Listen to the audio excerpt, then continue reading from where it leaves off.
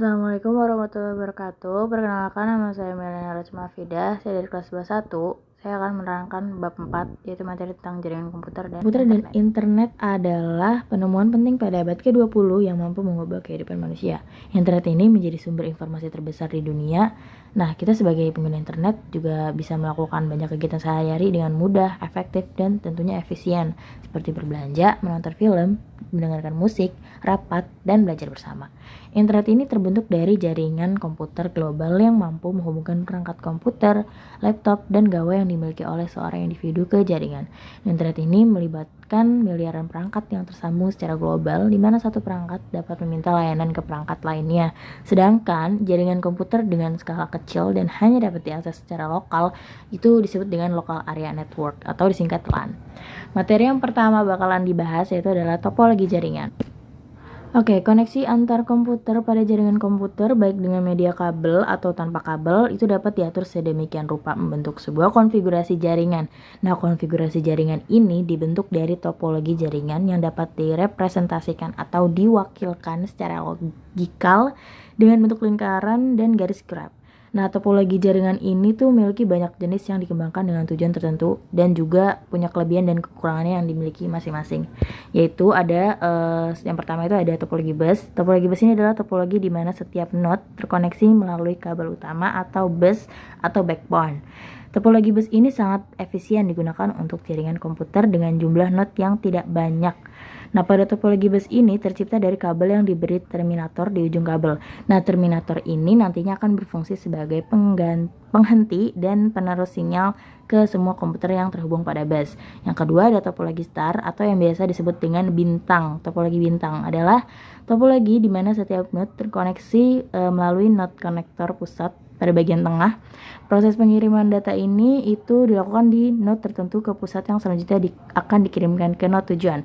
Nah, topologi ini tuh banyak dipakai karena kemudahannya. Yang ketiga ada topologi ring. Adalah topologi dengan hubungan antar node terjadi antara satu node dengan node tetangganya. Dan ini tuh membentuk konfigurasi lingkaran atau cincin sesuai dengan namanya yaitu topologi ring. Nah, pengiriman data pada topologi ini tuh diatur dengan prinsip token passing. Nah, token ini nih nanti akan berupa data kecil yang akan dikirimkan dari satu node ke node lainnya dalam satu arah untuk menunjukkan node mana yang bisa dapat mengirimkan data pada waktu tertentu. Nah, yang keempat adalah topologi tree, adalah topologi yang bentuk hubungan antar node seperti cabang pada pohon, sesuai namanya yaitu tree, artinya pohon. Topologi ini biasanya digunakan untuk pengaturan jaringan pada institusi yang memiliki hierarki.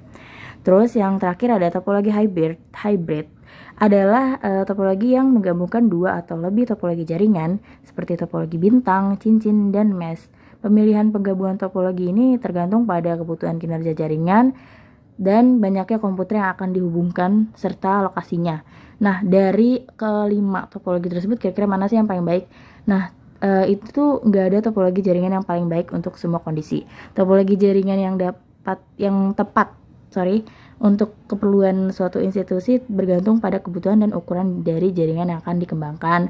Nah, biasanya itu ada hal-hal yang harus dipertimbangkan, yaitu yang pertama ada biaya instalasi, yang kedua ada skalabilitas atau kemampuan untuk perluasan jaringan dengan menambah node. Selanjutnya ada materi model jaringan komputer. Jaringan komputer ini dikembangkan dengan tujuan agar sebuah komputer atau host dapat berkomunikasi dengan komputer lain. Untuk mempermudah pemahaman komunikasi antar komputer dalam jaringan yang kompleks, jaringan komputer ini dituliskan dalam model jaringan komputer. Nah, model jaringan komputer ini berisi protokol dan aturan yang digunakan untuk komunikasi. Model jaringan komputer ini tuh biasanya dalam bentuk tingkat atau layer abstraksi yang memiliki fungsi tertentu. Nah, setiap lapisannya pada model ini memiliki metode, protokol, dan prosedur yang dibutuhkan untuk mengeksekusi bagian tugas yang diberikan. Terus, ini ada contoh model jaringan komputernya, yaitu aku ambil dari Open System Interconnection atau OSI. Itu adalah model yang diciptakan oleh International Organization for Standardization untuk mengatur standar protokol dan format data yang berbeda dari banyak perusahaan penyedia jaringan komputer. Nah, model ini menggunakan model lapisan yang terdiri atas 7 lapisan seperti application layer, presentation layer, session layer, transport layer, network layer, data link layer, dan physical layer. Selanjutnya ada Transmission Control Protocol atau Internet Protocol atau yang disingkat dengan TCP atau IP. Ini adalah protokol dan standar komunikasi data yang digunakan pada jaringan internet. Protokol ini merupakan protokol yang paling banyak digunakan. Nah, protokol TCP atau IP ini dikembangkan pada awal 1980-an sebagai protokol yang menghubungkan komputer-komputer dan jaringan yang membentuk jaringan internet yang luas atau WAN. Oke, selanjutnya ada materi transmisi data. Transmisi data ini adalah proses berbagi atau bertukar data antara dua objek, alat, atau sistem. Komunikasi data memiliki bagian penting, yaitu pengirim yang melakukan proses pengiriman data, penerima yang menerima data, dan medium atau kanal yang merupakan saluran transmisi dari data atau informasi dari dua objek berbeda tersebut. Nah, ini ada bagian-bagian penting dari komunikasi data, di gambar bawah ini ya. Selanjutnya, ada yang perlu diperhatikan dalam transmisi data, itu ada paket data sama struktur paket. Nah, biasanya paket data ini memiliki ukuran yang tetap atau dinamis tergantung kebutuhan sistem. Namun biasanya paket data yang berukuran kecil itu sekitar 64 KB. Nah, untuk struktur paketnya itu dibagi menjadi 3, ada paket header sama paket payload sama paket trailer ya. Oke, selanjutnya ada transmisi digital dan analog. Oke, data sendiri bisa berjenis analog ataupun digital ya. Kalau yang analog ini seperti kayak suara manusia, gerak objek di permukaan bumi, dan berjenis digital itu kayak file hard disk atau flash drive gitu. Nah, ini untuk sinyal analog dan digital sendiri punya pengertiannya masing-masing. Yang pertama ada sinyal analog, yaitu adalah sinyal yang bersifat gelombang kontinus yang dipresentasikan dengan gelombang kontinus elektromagnetik untuk sinyal analog elektris. Sedangkan untuk sinyal digital adalah sinyal yang bersifat diskrit dan dapat digambarkan seperti tangga naik turun. Sinyal digital ini digunakan pada komputer, sinyal televisi digital, dan juga sinyal satelit.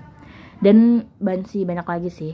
Terus untuk kayak biasanya kan kalau misalkan kita mau ngirim sesuatu terus sinyalnya tuh tiba-tiba naik turun atau kayak istilahnya lemot lah ya, itu disebabkan oleh delay distortion. Terus juga ada attenuas, terus yang terakhir ada noise. Terus untuk pengertiannya sendiri, transmisi digital sama transmisi analog itu ada yang pertama ada transmisi digital adalah proses pengiriman data secara digital tentunya. Terus data atau informasi transmisi ini tuh bisa berbentuk analog atau digital. Sedangkan data yang pada komputer adalah data yang berbentuk diskrit digital. Untuk mengirimkan data secara digital, maka data harus diubah atau dikonversi dalam bentuk digital. Terus ada 2 cara dalam transmisi data digital ini, yaitu yang pertama ada line coding dan juga block coding. Untuk transmisi analog adalah proses pengiriman data secara analog pastinya. Nah, data yang akan dikirimkan berupa data analog atau digital. Data analog ini tidak dapat langsung bisa dikirimkan, melainkan data ini harus diubah menjadi sinyal analog agar dapat ditransmisikan. Sedangkan untuk data digital juga harus diubah menjadi sinyal analog agar dapat dikirimkan. Oke, sekian dari saya, kurang lebihnya mohon maaf. Maaf kalau ada salah pengucapan. Assalamualaikum warahmatullahi wabarakatuh.